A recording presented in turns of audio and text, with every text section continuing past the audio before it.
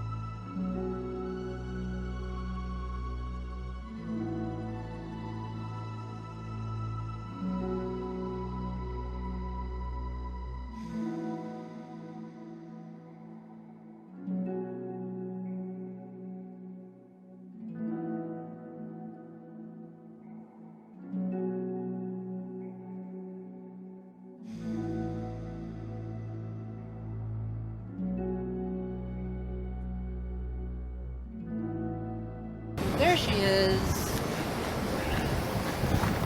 Oh my gosh. My gosh, it's so good to meet you. Oh, nice. Oh my gosh, you're so light. I know. Well, my purse is adding weight too. I'm even lighter without that. Oh. Finally. Oh, my ears. The cat ears that you said were the souvenir, huh? Well, I will go, hello.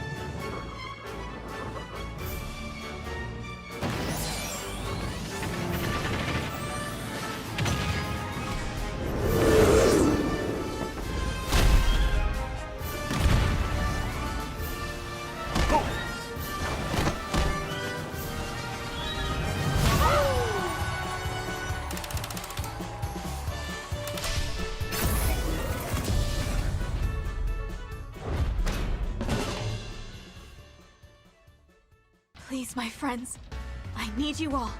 One last time. Once more, let us engage! Shine on, Emblem of Beginnings! Morph!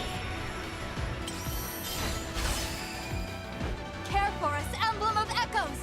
Celica! Provide for us, Emblem of the Holy War! Sigurd!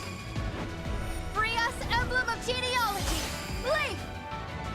Rise up, Emblem of Binding! Roy! Sweep across, Emblem of Blazing! Lyn! Restore calm, Emblem of the Sacred! Erica! Fight on, Emblem of Radiance! Ike! Heal us, Emblem of Dawn! Micaiah! Reignite us, Emblem of Awakening! Lucina! Bear your fangs, Emblem of Fate! Corin! Teach us, Emblem of the Academy! Violet! And of course, the final emblem. Connect us! Fire Emblem! What? We 13 emblems stand against you with our allies.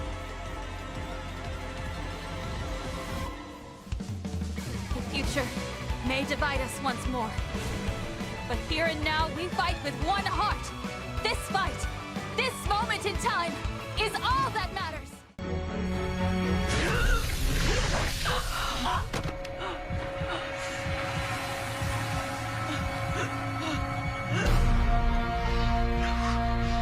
Why won't you die?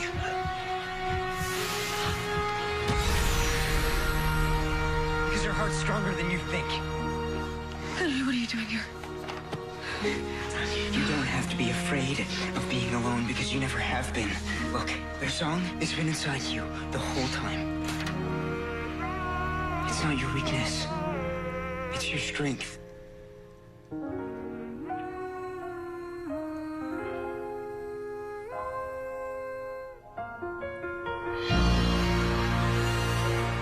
Once I lived in darkness, out there on my own, left to brave the world alone.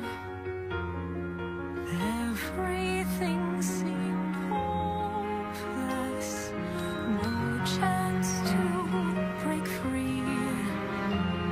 Couldn't hear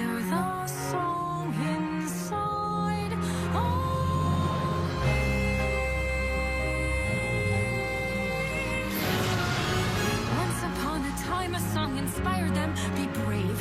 They gave me up because my fate was as the one who'd save the world from your dark magic and the wicked things you do. They placed a song inside my heart more powerful than you.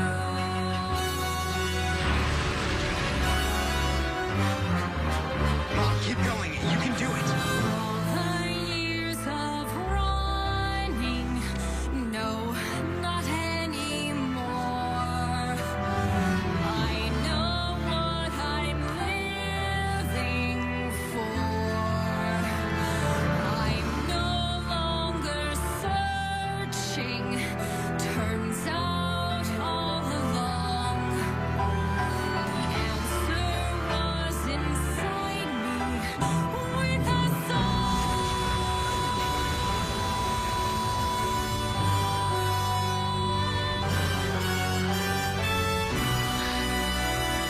Looks like I'm not alone anymore. Hurry. You should have done this the easy way. Because my curse is still coming. And the final battle is going to be worse than you could possibly imagine.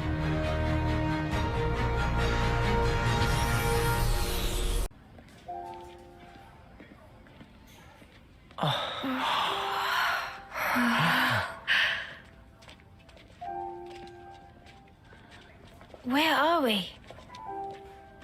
This is a maternity ward. Maternity? Doctor, may I?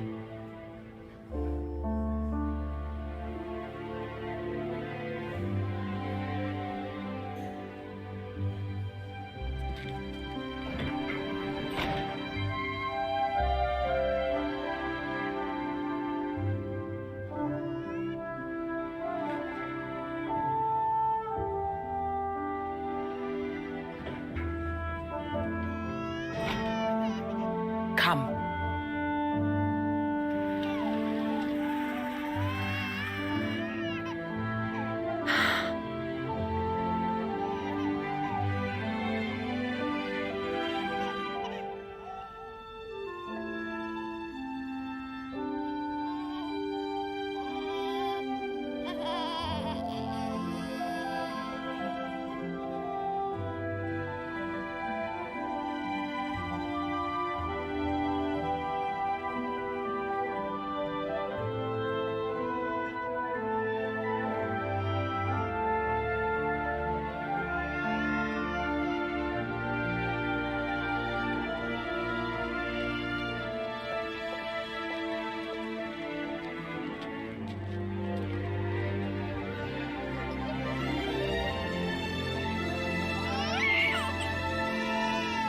It's so small. It's a little person. It's so teensy tiny, but it moves. Much rejoicing! It's okay to touch her. Gently now.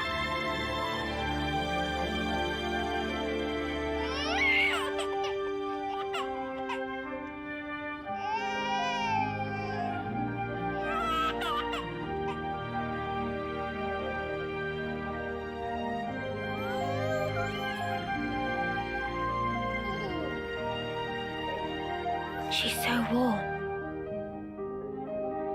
Place one finger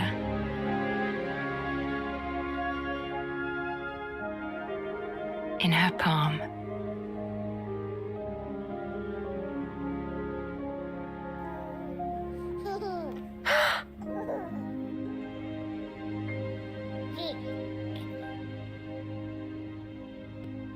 Hey, Sana!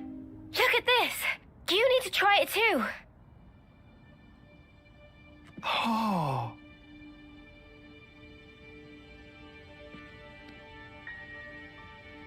Whoa, you're right.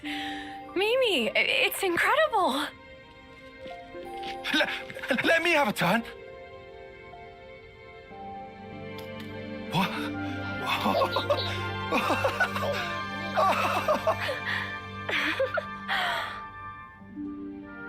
This is incredible, Senna.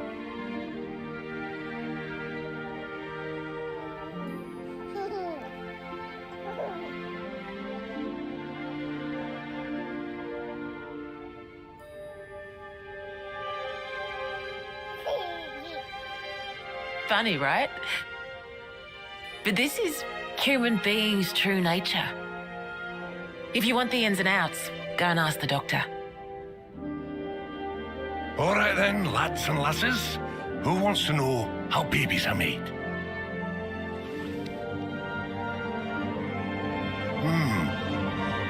Well, you're in for a surprise. Buckle up.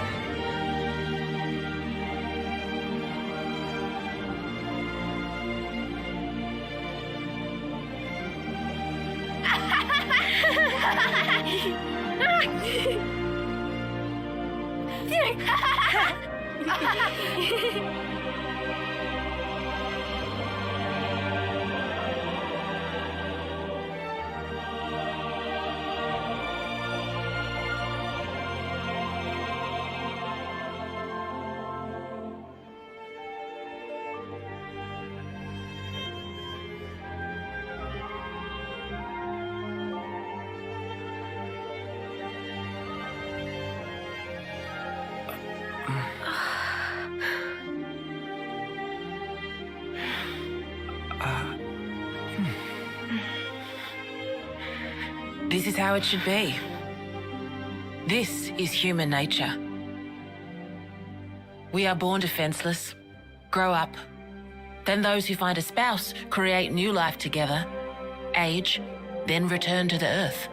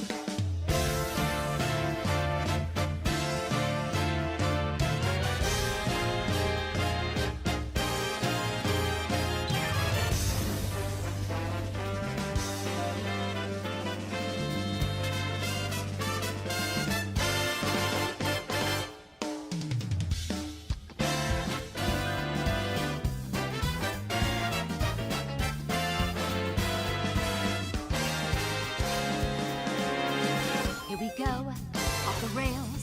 You know it's time to raise our sails. It's freedom like you never knew. With bags or a pass, say the word, I'll be there in a flash. You could say my hat is off to you. Oh, we can zoom all the way to the moon from this great wide wacky world. Jump with me, grab coins with me, oh yeah. Time to jump up in the air. Jump up, don't be scared.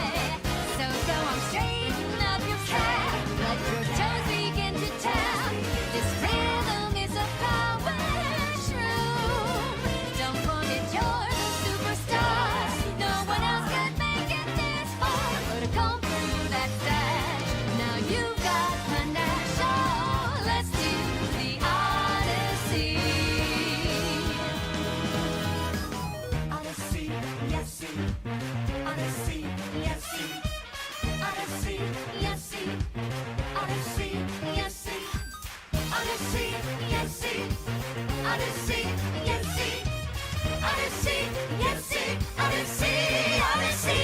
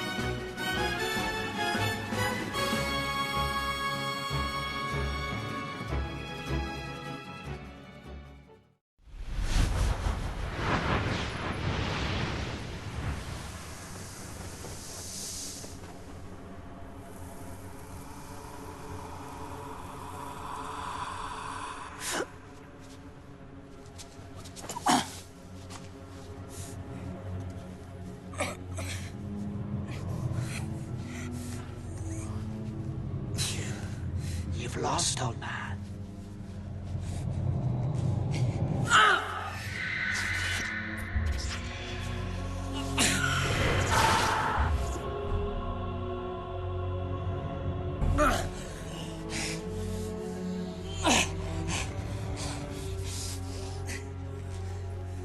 Harry.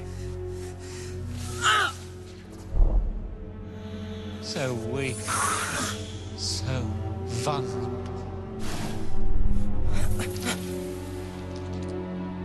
Look at me. Harry, it isn't how you are like. It's how you are not.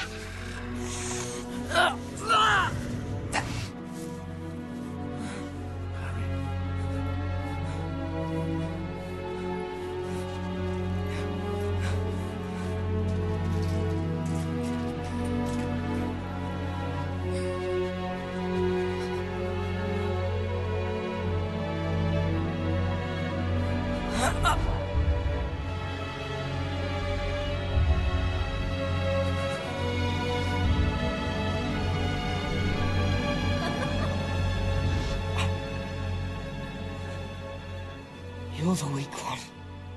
And you'll never know love. Or friendship. And I feel sorry for you.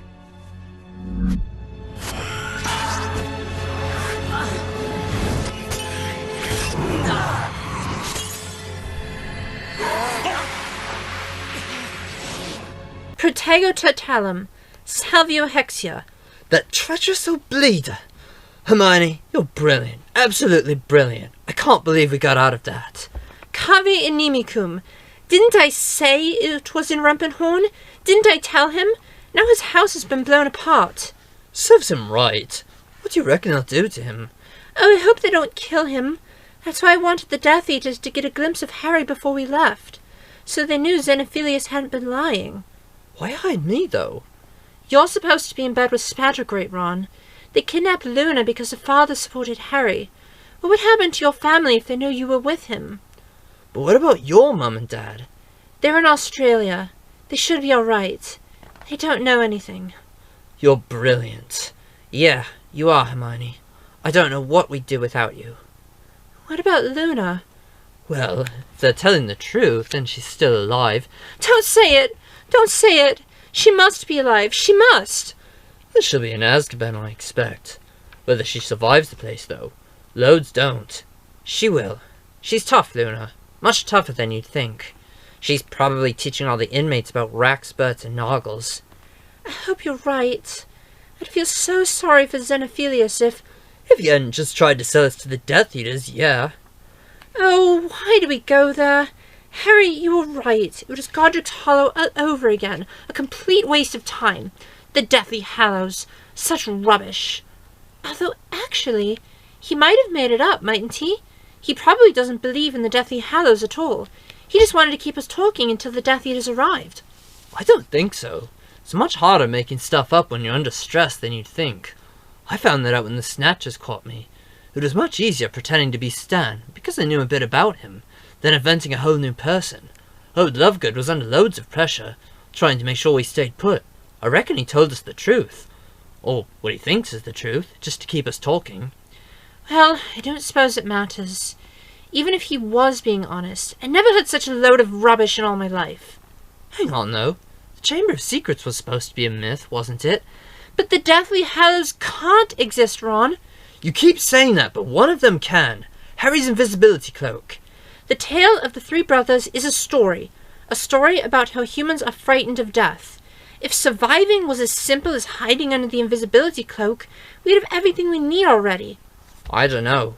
We could do with an unbeatable wand. There's no such thing, Harry. You said there have been loads of wands, the Death Stick and whatever they were called. Alright, even if you want to kid yourself the Elder Wand's real, what about the Resurrection Stone? No magic can raise the dead, and that's that. When my wand connected with you-know-whos, it made my mum and dad appear.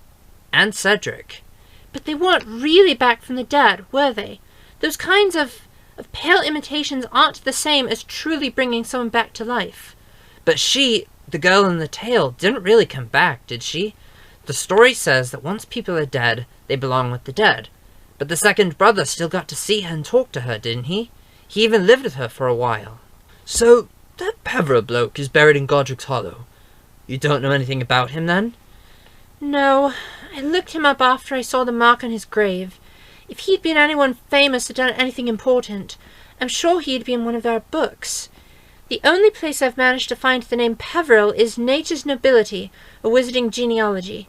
I borrowed it from Creature. It lists the pureblood families that are now extinct in the male line. Apparently, the Peverils were one of the earliest families to vanish. Extinct in the male line? It means the names died out. Centuries ago, in the case of the Peverils. They could still have descendants, though. They'd just be called something different. Marvolo Gaunt! Sorry? Marvolo Gaunt! You-know-who's grandfather. In the Pensieve. With Dumbledore. Marvolo Gaunt said he was descended from the Peverils. The ring. The ring that became the Horcrux. Marvolo Gaunt said it had the Peveril coat of arms on it. I saw him waving it in the bloke from the Ministry's face. He nearly shoved it up his nose. The Peveril coat of arms? Could you see what it looked like? Not really. There was nothing fancy on there, as far as I could see. Maybe a few scratches. Blimey! You reckon it was the sign again? The sign of the Hallows? Why not? Marvolo lived like a pig and was ignorant. All he cared about was his ancestry. If that ring had been passed down through the centuries, he might not have known what it really was. There were no books in that house, and trust me, he wasn't the type to read fairy tales to his kids. He'd have loved to think the scratches on the stone were a coat of arms, because as far as he was concerned, having pure blood made you practically royal. Yes, and that's all very interesting. But Harry, if you're thinking what I think you'll think... Well, why not? Why not? It was a stone, wasn't it? What if it was the Resurrection Stone? Blimey! Would it still work if Dumbledore broke? Work? Work? Ron, it never worked. There's no such thing as a Resurrection Stone. Harry, you're trying to fit everything into the Hallows story. Fit everything in? Hermione, it fits of its own accord. I know the sign of the Deathly Hallows was on that stone.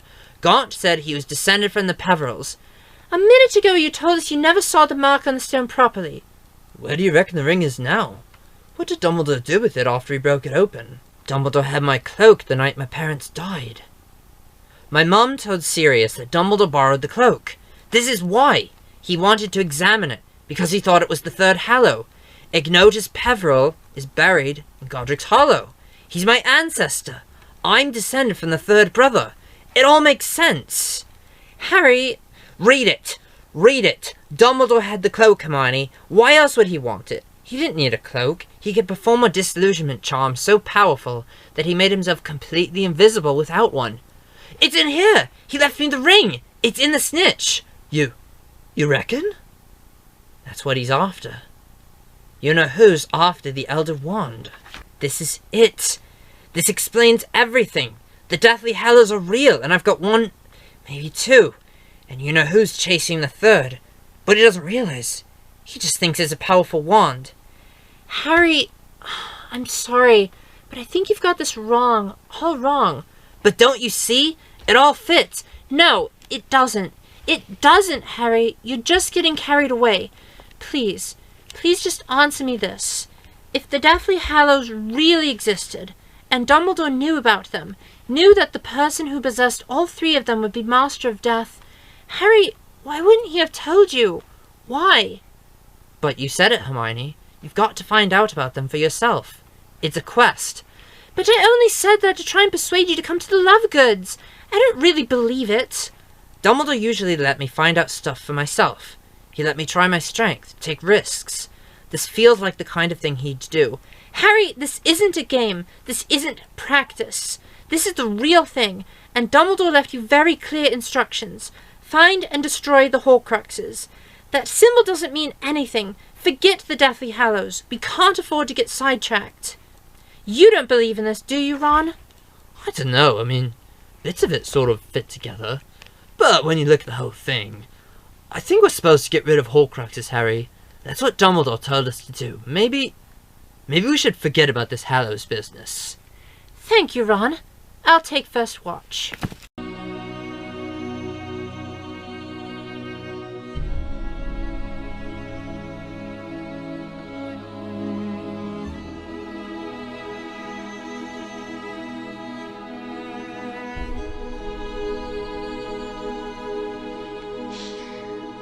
It is my great honor to officiate this most lovely union.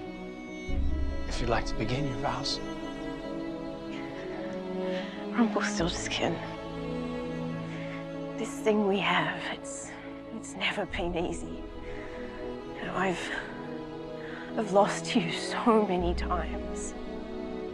I've lost you to darkness, to weakness, and finally to death. But now I realize that I have not spent my life losing you.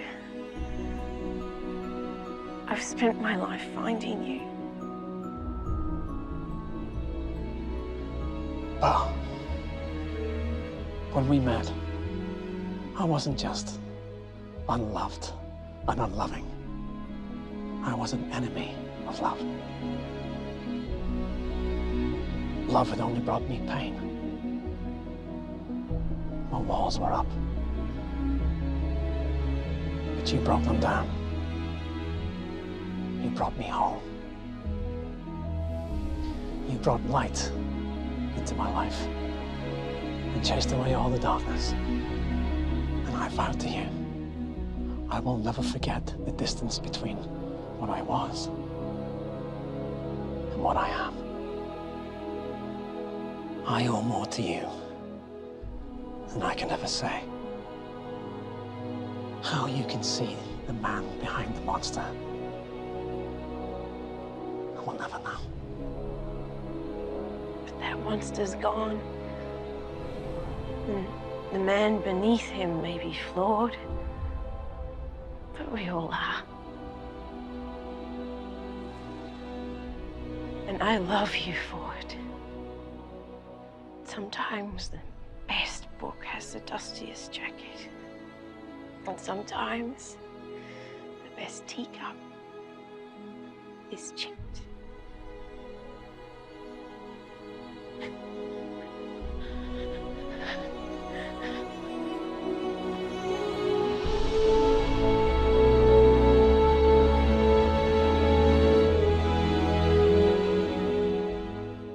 Hello again, my friends. I hope you've been enjoying this collection of various things that I really loved throughout the years. I wanted a general theme of celebration vibes and things that are happy. There are plenty of things from these games that are really dark and depressing, but I figured that would be a lot of tonal dissonance. As I probably mentioned in the intro, I did a poll on my YouTube channel asking you guys what you wanted to see the most in this video, and the thing that won the most votes was that you guys wanted to see stories and experiences from the various trips I went on. So I am going to try my best to pick the most awesome moment from, well, as many major trips as I can remember. Now keep in mind, I'm probably not going to get every single one of them because I have gone on probably over 24 mission trips, retreats, and conferences, and probably more than half of them I chaperoned. So it's going to be a big undertaking, but I'm going to see what I can do.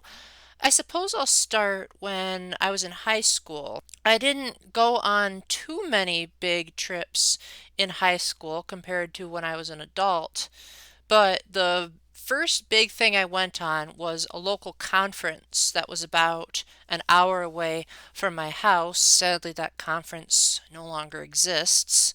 But when it did, there were about 2,000 Catholic teenagers, and I was really, really nervous meeting new people back then. I mean, I still kind of am, but back then I wanted to stick by my best friend's side, and I did not want to talk to anyone else unless he was there. And I was also thinking I was asexual back then, so I could care less about what the girls looked like or anything about them. I was just like, okay, someone gave enough money for me to be able to go to this trip. It's a chance to be with Andy, so I guess I'll go on it. I don't remember it being particularly huge in terms of a big grand message about how to be a better Catholic or anything like that. But I do remember something about it got me to get out of my comfort zone and be more willing to be expressive in my faith the following year. I think if I had to take a guess what it was, because my memories of that first one are pretty hazy, I know Andy got sick the first day, so he ended up throwing up throughout the night, and then he had to leave early the next morning. So that meant that the rest of my group was all girls, both chaperones and teenagers, and I was, of course, freaking out because this was, before the big mission trip that changed my perspective. And it kind of forced me to talk to other people because, I'd be in the line and someone would be there and I'd want to start a conversation. And I think it opened me up to the possibility of talking to people outside of a youth group. And, I warmed up to the girls in my group pretty decently. None of them changed my life or revolutionized my life or anything like that, but I didn't hate them either. That was, we're getting to the big hatred part, but I guess you could say the first conference, something about it just got me used to the style of what conferences are and big trips and overnight stays, and it got me hooked on wanting to do others. So the next one I went to, Andy was able to stay the whole time. Still didn't like it very much because it just wasn't his thing. But this time around, I challenged the other adult chaperone.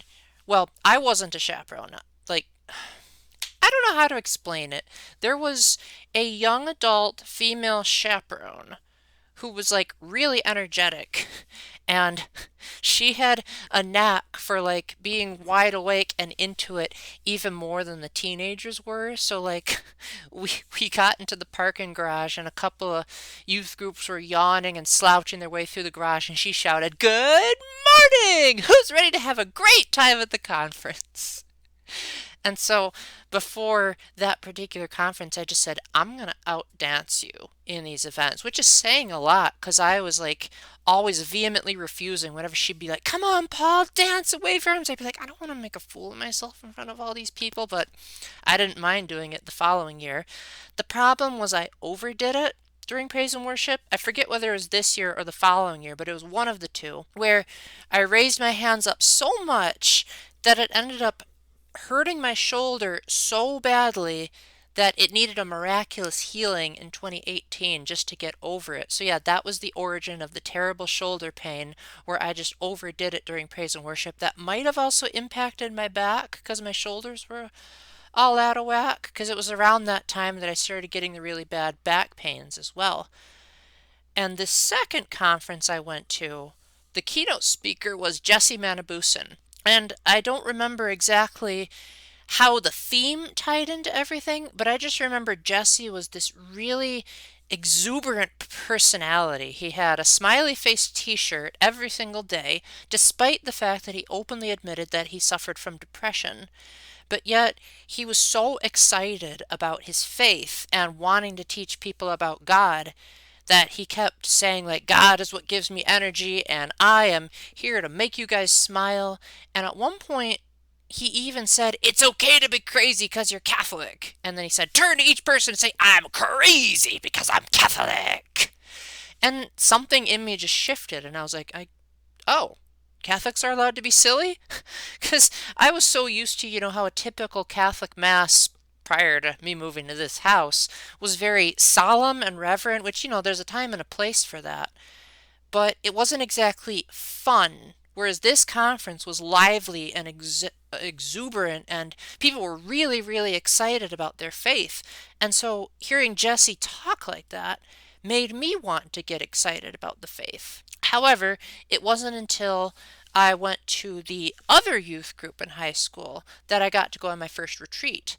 Now, I'm not going to spend too much time talking about that retreat because I'll probably eventually make a whole video on it once I find a way to recover that old Facebook note. But to make a long story short, basically I thought it was a very relaxing place. The couches were not that comfortable, and the boys in our room caused quite a ruckus, but overall it was a great time to be with only youth group members. Like the conference we went to was great, being around other Catholic teenagers, but they were Catholics from all over the archdiocese, whereas in this one it was just youth group people. So like I literally knew every single person except like 2 people there, because I had made it a practice that I would talk to every single person in the youth group at least once, and to my knowledge I was the only person that did that. And that's what people wrote in my yearbook at the end, was they said, Paul, it's amazing that you actually tried to talk to everyone in the group. And I thought it was a pretty spectacular time. Looking back on it, it wasn't the greatest experience ever because I was still like kind of out of my element of being in such a big group setting that I think I like either threw up or started crying at one point. Might have been the depression, or it might have been teenage hormones, or it might have been both. I don't know what was bothering me so much, but I eventually got over it. One of the adult leaders gave a speech about Christ's Passion, and he played the soundtrack of Passion of the Christ, and he went in excruciating detail how historical crucifixions were performed, and talked about how in Jesus' case it probably was far worse than what it would have been for standard crucifixion mandates. And it was disturbing and probably the last thing you'd want to teach high schoolers, but I guess he figured we were mature enough to handle it. And it really got me to think about how much God really, really loved us to go through that much agony. But by far, the highlight of that whole retreat was when we did what was called the Light of Christ, where the only lights in the building were some candles that we had. And I think they were real candles, unlike the ones on Mission Trip. And we would go to one person in the circle who had an unlit candle, and we'd say, I see the light of Christ in you, because, and then we'd talk about something that we admired about that person. And I still remember the girl that I spoke to. I don't think she believed me with what I said. I think she was like, oh, Paul, you're just exaggerating. But when I give affirmations, I'm not the kind of person that likes to put on a show or exaggerate things. I really mean it if I tell someone a compliment. So I hope if I ever get to talk to her again, or if she sees this video, that maybe she can be like, yeah, no, I wasn't joking around. And when it came time for my candle to be lit, it was one of the adult leaders that lit my candle. I think it was because he showed up late to the retreat, and so because of the last minute switcheroo, and I think one of the teenagers had to go home, he ended up being my prayer partner for part of that retreat. And I guess he must have really liked what I had to say. I don't remember what he said to me. I just remember that I felt really amazed that anyone would find good in me, because I was kind of a mess when I was a high schooler. I had people that liked me, but I had much more people that just tolerated me, and honestly, I can't blame them looking back on it. But I just remember loving the light of Christ so much that I tried to like bring it back in other things that I would do with my friends to try to recapture that magic. The second retreat that I went on with that youth group was we did a prayer that I believe it was Mother Teresa that wrote it. She called it the I Thirst for You prayer, and it was basically a reflection on what did Jesus actually mean when he was on the cross and he said, I am thirsty. And Mother Teresa said that it was Jesus' way of saying he's thirsty for us, that he wants us to accept the grace of his crucifixion and join him in heaven. And something about that prayer just got me to realize, like, dang, I want to be like a serious Catholic. And so from that day on, I decided I was going to like really take my faith seriously. I wasn't like ever a rebel against the Catholic Church or anything like that, but I didn't fully understand the depth to which Jesus loved us. Like, I knew he loved us, I knew he died on the cross for us, and I knew he was the Son of God, but I didn't realize the individual depth of which he died for us. That if we had been the only people in the world, Jesus would have still found a way to die and suffer for us. And knowing that he had individual, intense love that's exactly the same as the love he has for every single one of the rest of the people in human history, that just hit me so hard. And I said, I am going to worship you for the rest of my life. And ever since then, well, I don't want to brag, but I think I've gotten stronger in my faith since then. Then we have the legendary conference that basically caused me to become extremely sexist and hate women.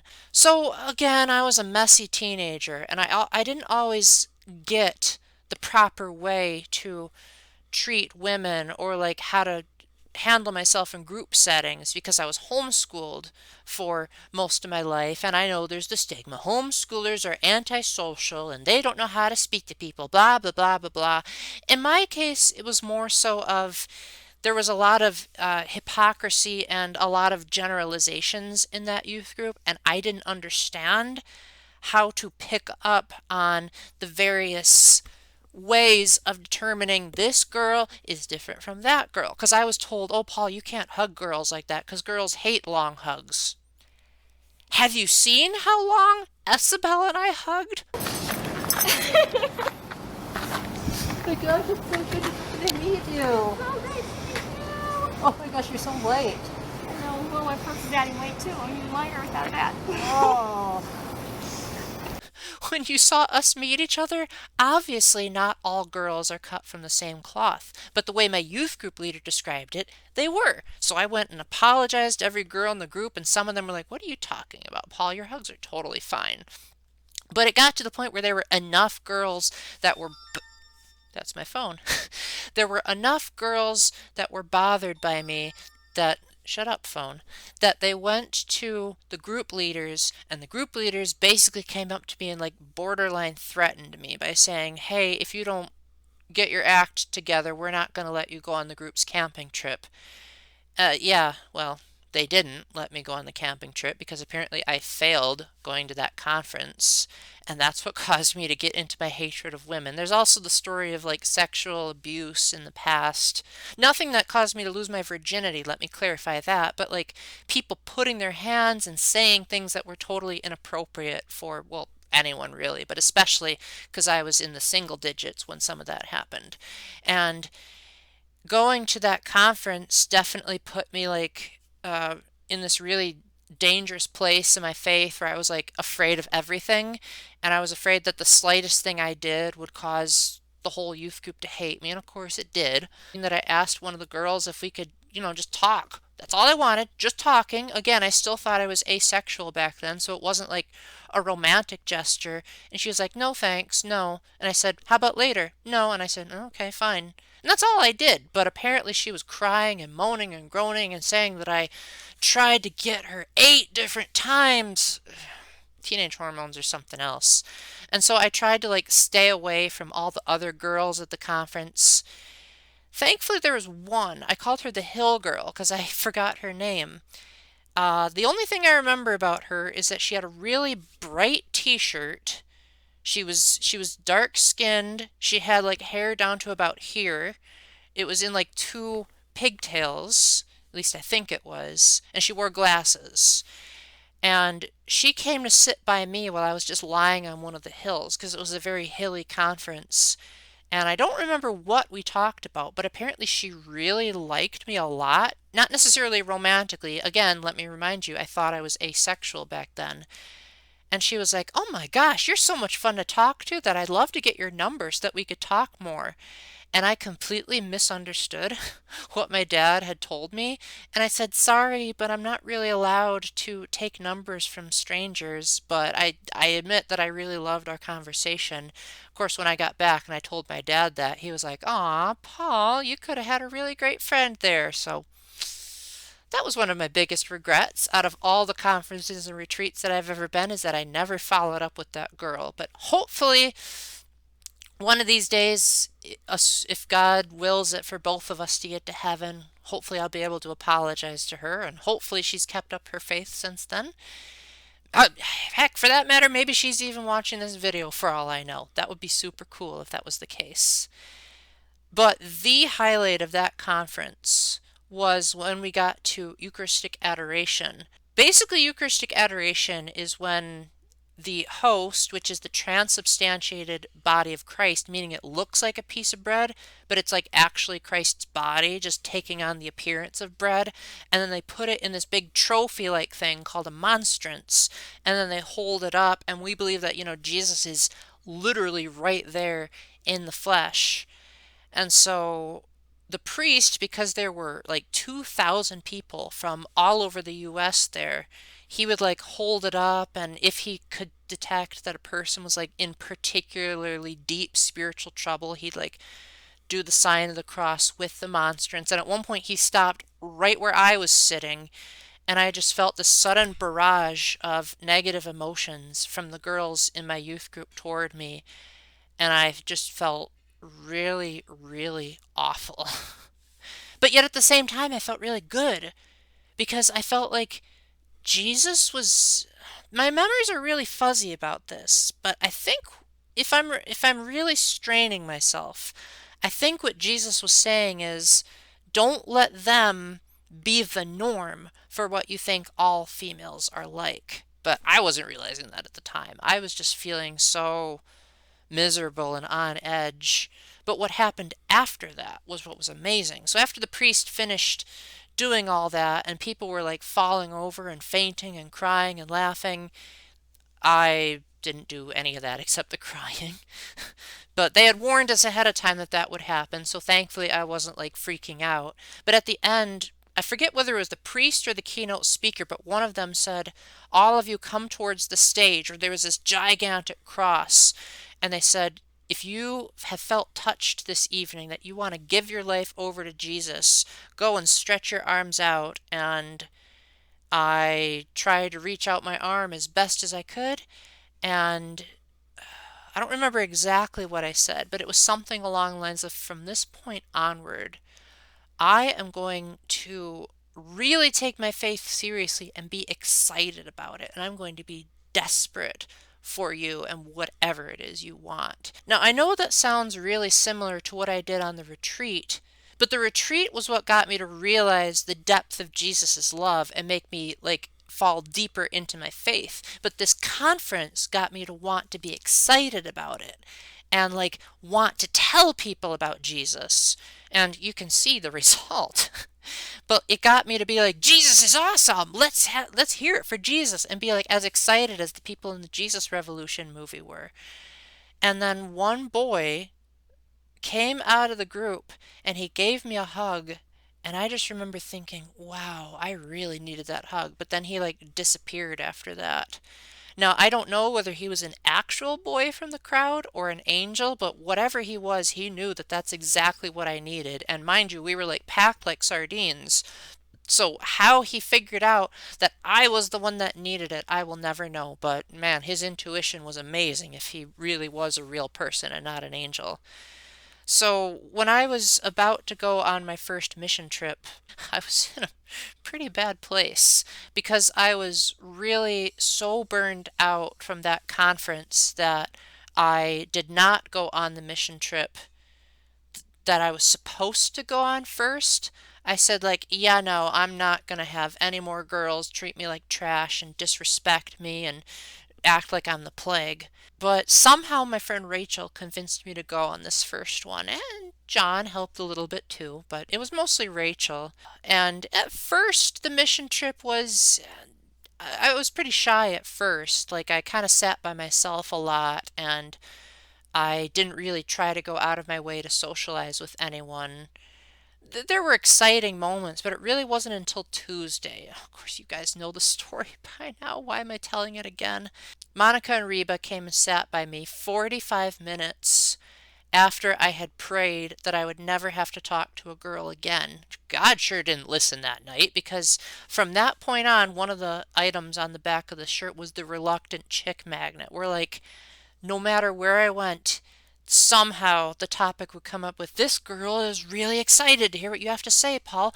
The girls are even when I went to the dorm room, one of the guys came in from another youth group and he was like, Paul, the girls won't shut up about you. And so I wanted to see you for myself to find out who the famous Paul is. And I'd be like, am I really doing that good? I don't know what I'm doing here. I'm just talking about Jesus. Like, I don't want you guys to get the impression that I was like trying to flirt or hit on them. I was just really excited about my faith, and the mass that first morning, something about it just triggered this change in my heart, probably literally. And for the first time in my life, I said, wow, women are actually beautiful. And that shocked everyone in my youth group, because I was so dead set determined that I was asexual that I didn't even find beauty or attraction in females. In retrospect, I did a little bit, but I just didn't want to admit it. But I was finally willing to just say, like, God made you all beautiful. Look at that tree and consider how much more gorgeous you are than that tree, because that was a very beautiful tree. But it wasn't until Thursday night that it really created a paradigm shift, where it was Four Corners, which was an event where the adults would have these plastic candles, and the teenagers, and sometimes the adults too, but mostly the teenagers, would ask to be prayed over.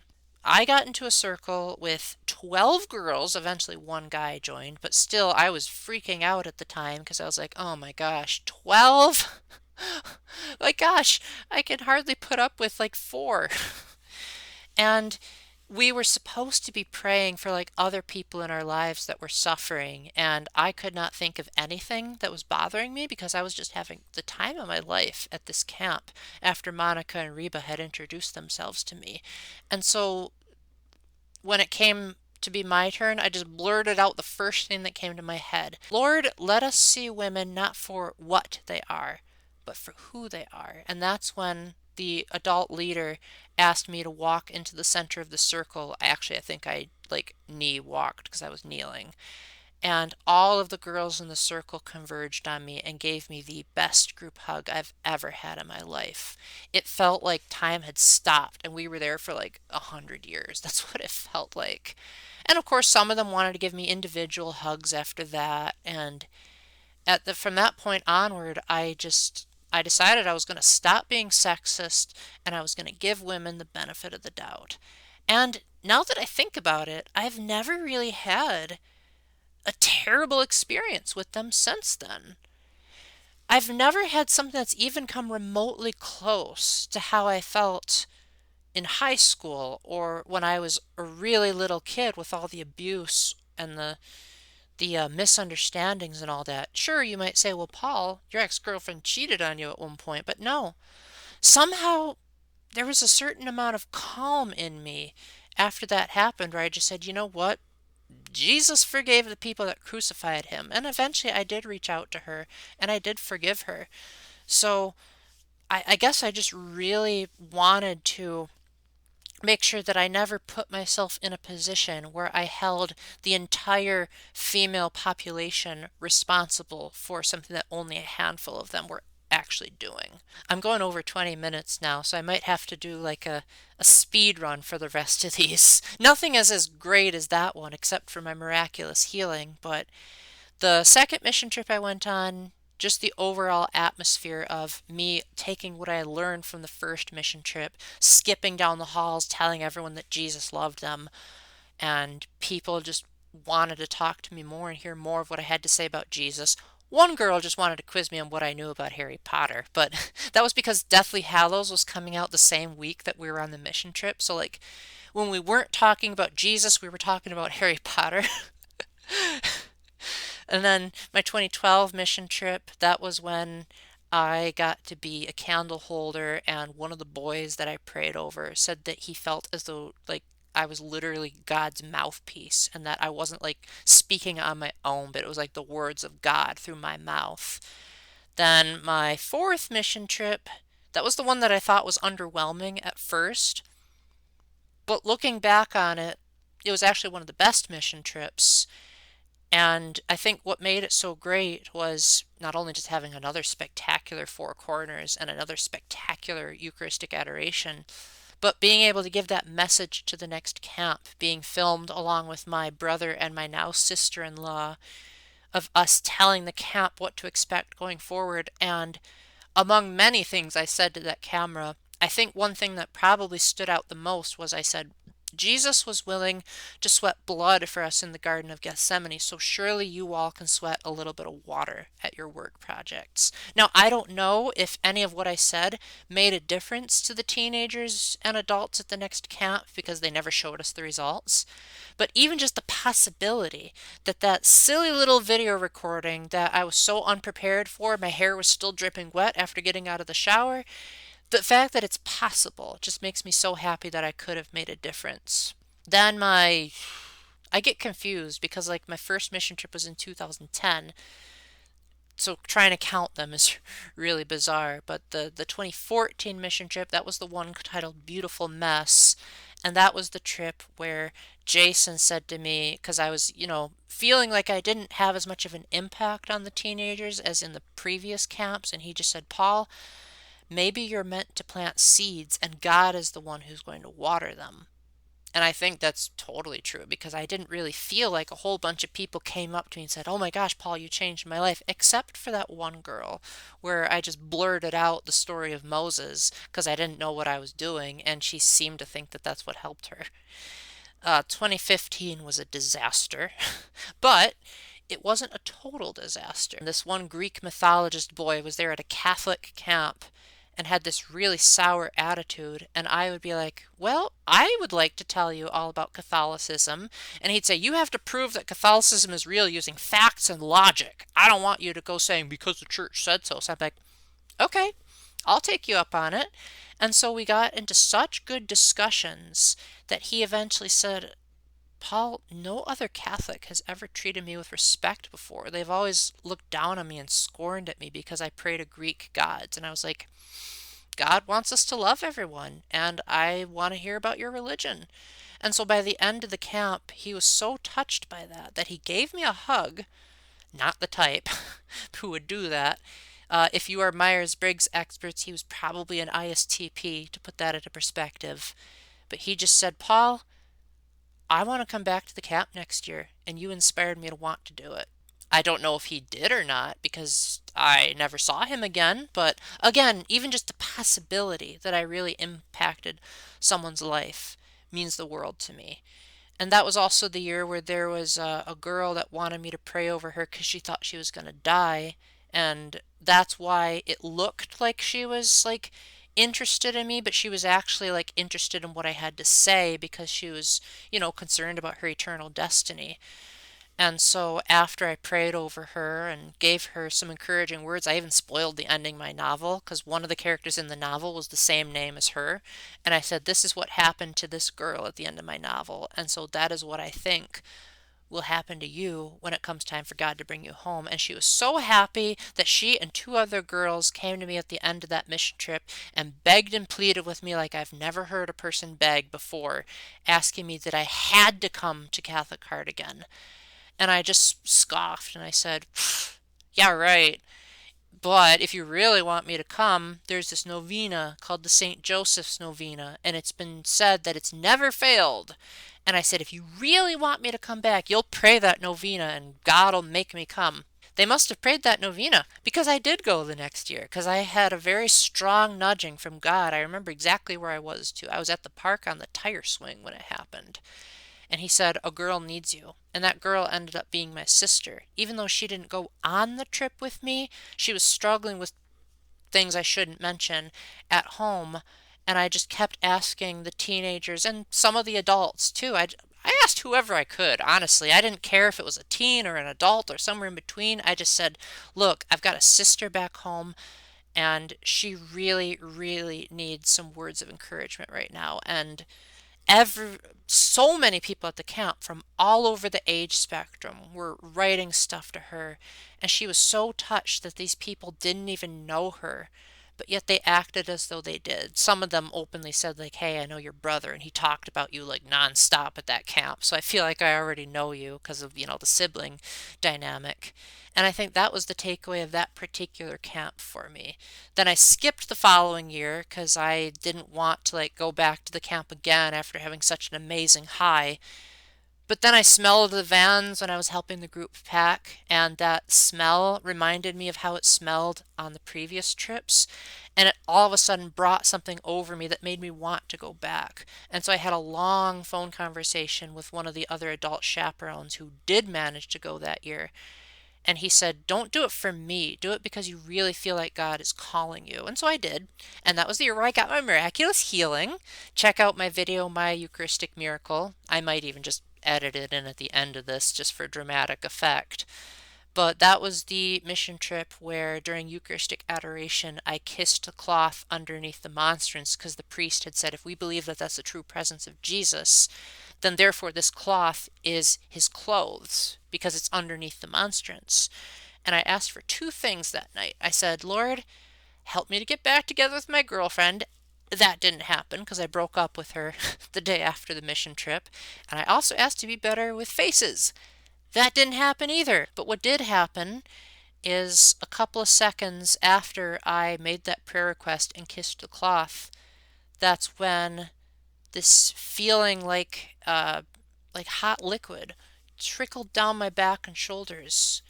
And as I felt them and I started moving my arms around, I can't perfectly replicate it because I had just done a little bit of a workout before I did this, but I felt absolutely no pain when I was rotating my arms and I could reach them fully up for the first time since that conference where I blew out my shoulder. And I ran to the camp nurse and she said, yeah, I can't detect anything wrong with you. And then I did 10 push-ups on the stage 2 days later to prove that I had been healed. Because before I could barely do 3. So the fact that I was able to do 10 just caused such a round of applause. And I hope that the people at the camp and hopefully the people that have heard the story since then are willing to believe that miracles can still happen even to this day. Now we really got to get into the speed round because we're going over 35 minutes, but to briefly recap some great moments that happened on other conferences I went to, I was able to be on the planning team for a middle school conference. Granted, planning team is a bit of a loose term because the whole catch of what caused people to want to go to the conference was that it was planned and ran by middle schoolers. But the adults on the planning team were the supervisors. Basically, all we'd do was we'd give them like parameters and give like tiny little corrections, like if their grammar was off Or we'd say like, is this what you're trying to say? Because I don't understand what you're saying in the pamphlet. Or like the adult in charge of the whole organization would say like, this is the theme, go to town with it. And we would give them very minimal instructions. So I was called the weatherman because I would be going around checking on each of the teenagers saying, hey, are you okay? Is there anything you need? They were middle schoolers, so they were a bit more needy than what I was used to from like the high schoolers. But turns out they were pretty good. They did their roles well. I was able to guide people to where they wanted to go. I know that doesn't sound like a crazy, phenomenal, show-stopping spiritual experience, but it just felt great to have responsibility, to have people like need me for like tangible purposes. Like, hey, Paul, I don't know where the church is. Can you guide me there? Or, hey, Paul, I need you to help me carry in the pizza. And, needing to do something tangible. Because, like, I had chaperoned other conferences for middle schoolers with that organization, and I hated it. Like, as much as I tell you guys how much I love chaperoning conferences and retreats and mission trips, I hated those conferences because I felt like I wasn't supposed to be there. I was like, this is for middle schoolers, and I'm just not feeling it. Like, I enjoyed myself at the high school conferences because they would give each adult an assignment. Of course, it changed depending on the year. A couple of years I did night watch to make sure the teenagers were being quiet and actually sleeping instead of keeping up everyone in the hotel. A couple of years I did check-in and helped the keynote speakers with whatever it is that they needed. One year, the very last year of that conference, in February of 2020, I got to give a speech to a fifth of the teenagers at the whole conference. Some of them recorded it on their phones, and some of them said it was the highlight of their whole conference. But the middle school one, I just did not like it because I didn't feel like I was doing anything as an adult. I felt like, oh, I'm just looking at the teenagers, making sure they don't get into trouble. That's hardly anything. But when I was on the planning team, I was like, yes, this is tangible results. I am doing something. I am here for a reason. And I kept saying henceforth, like, I don't ever want to chaperone that conference and not be on the planning team ever again. The two last stories I will share before I wrap this up are at a 2016 conference that I chaperoned. After I was at Eucharistic Adoration, after going to Reconciliation, I heard God very clearly, even though there was no one else in the room, so it had to be God, said, go find a group of more than 2 people and go talk to them. Of course, I resisted because I was deep in depression at the time. And I was like, yeah, right. I can barely talk to one person as it is. I found a group of about 4 or 5 girls sitting against a wall. And at first I just waved to them and walked by. Then I stopped myself and I said, yeah, no, that's more than 2 people, all right. This is who you're referring to. Okay. So I backed up and I told them, hey guys, the Lord told me to talk to you, but I have no clue what I'm supposed to say. So after a couple of seconds in awkward silence, I eventually just said, guys, I'm going to tell you what's going on. And so I told them that I was in depression. And I told them what I had bargained with at the hospital. And I told them that I was ready to give up on life. But I also said, like, I wanted to at least come to this conference to, like, inspire people and make a difference in people's lives. And the girl said, you did make a difference, Paul, and we really appreciate you telling us your story. So then they all signed my notebooks that I'll never forget who they are. 3 of them I got a picture with so that I could even remember what they looked like. But that's not even the coolest part. The coolest part was that a year later, I came back to the conference, but I had very bad face blindness. And I still do. But back then it was like even worse because when you're around high school girls, they all blend together when you have face blindness. And so I was like trying so hard to see if I could thank them for getting out of depression, because I got out of depression after that conference from last year, but I didn't recognize any of them. So I would keep like going to as many people as I could and be like, are you the girls that got me out of depression? And I think word must have spread because it was it was Saturday evening. It was like a Saturday to Sunday conference. And I was on my way to go to the karaoke room, and I kid you not, and this sometimes like causes me to break into a cold sweat when I think about it.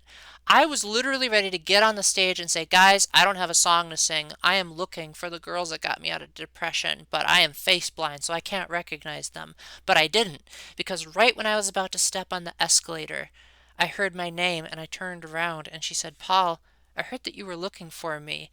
And my gosh, I gave her the longest appropriate hug that I could manage with what Protecting God's Children asked.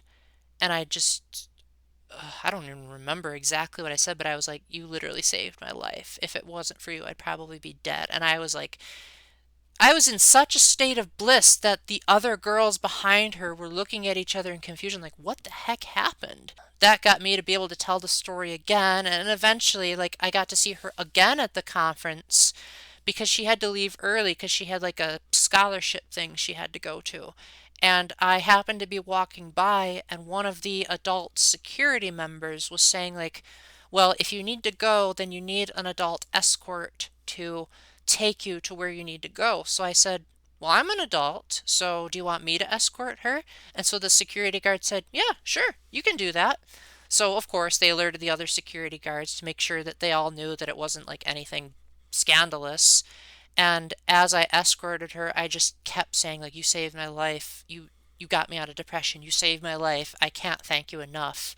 Hopefully she got the picture, but I did manage to take her to her adult leader, and they eventually figured out where she had to go, and he just said, thank you so much for being willing to be her escort, and I just finally said, thank you again for saving my life. But before that, I ran into another one of the girls that was in that circle, and she said that I had changed her life so much that she started, like, telling what I had said to one of her friends, and her friend was in deep depression at the time as well. And her friend said, oh, wow, based on what you told me that this Paul guy told you, it makes me want to keep my life. So she said, and I'll never forget this, she said, Paul, you saved the life of someone you didn't even know. So you did make a difference. Okay, I'm going to do a quick fire for this last story. But basically, the last amazing thing that happened was at the end of 2017, the same year that I got to re-speak to these girls that saved my life. I was in line for reconciliation. This was at NCYC, so 23,000 people. You'd be hard-pressed if you ran into the same person twice. At the 2013 conference, I ran into the same group of girls 4 times. They must have really recognized me. But different conference. This one, I was in line for reconciliation, and the lines were so stupidly long that one of the adults security guards had to come and say, hey guys, you don't have to stand in line for that long. We have so many priests spread throughout the football stadium, so you can switch lines if you want. I didn't. I stayed in that line. And so I looked at the girl behind me wanting to pass the time, and she was wearing a Harry Potter t-shirt. And I was like, oh, you love Harry Potter? So do I. And so we got to talking about that, and then eventually the guy in front of me noticed that we were talking about Harry Potter, and then he joined in on the conversation. But as we got closer to the end of the line, the adult attendants were passing out pamphlets about, like, how to do a proper examination of conscience. And that got us to stop and, like, realize what was wrong with us. And something within me shifted, and it made me, like, want to tell her my faith journey. That got her to kind of want to share her story, which I won't repeat here.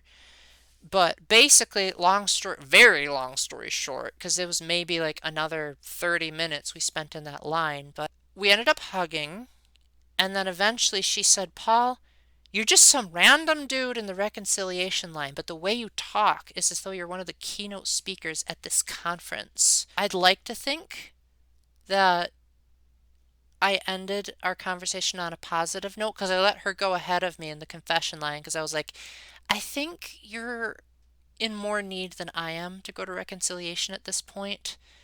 But I still vividly remember the last words I spoke to her because one of the things that she was worried about was if she'd be able to find love. And so she said, I want you to be brutally honest with me, Paul. I don't want you to spare my feelings. I want you to tell me the brutally honest truth. She said, is it possible for someone with my circumstances to find love in the Catholic Church? And I paused for a really long time. And in these exact words, I said, yeah, I do. Because you're a daughter of God, and He will find the right man for you. And those were the last words I spoke to her before the attendants were like, your turn for reconciliation. She gave me this really weird look. I don't know what she thought of me at that point, but hopefully God was able to make a difference in her after that.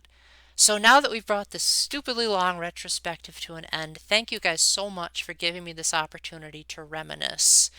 I hope that you really loved this subscriber celebration, and I hope that it inspired you to want to go and make a difference in your own community. Keep in mind, for 99% of the stuff that I told you, I had no clue what I was doing, and I kind of just blurted out the first thing that came to my mind. I didn't have this great big plan. I wasn't like this master citer of scripture where I could pull out the right verses at the right time. I would just randomly say, yeah, let's talk about Moses, because why not? And it kind of just happened. So my advice to you, if you're thinking you can never impact people like that, is don't try. Don't try to prepare this grand speech ahead of time. Just let the Holy Spirit work in you, and He will do wonders. So with that, thank you very much for watching. Thank you to my patrons, Mouthy Rakowski, Spoongoat Splatcat, and Scooter Doodle, for supporting me financially. And if you can't afford to go on my Patreon, then I hope you'll at least support me in your prayers. Please just pray that I get a good second job, and if I don't get a second job, then hopefully I can sort out things with the government and the bank and maybe get something going. So until the next time, remember to keep the faith, stay epic, and God bless. Bye!